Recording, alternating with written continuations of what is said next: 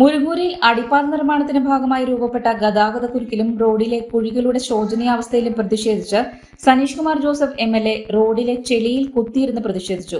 രാവിലത്തെ കനത്ത മഴ പോലും വകവയ്ക്കാതെയാണ് MLA പ്രതിഷേധം നടത്തിയത്.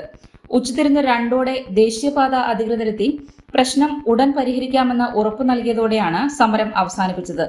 നേതാക്കളായ MD Davis, Rajesh Menoth, Thomas I കണ്ണത്ത് തുടങ്ങിയവരും സമരത്തിൽ പങ്കെടുത്തു. പോരാട്ടം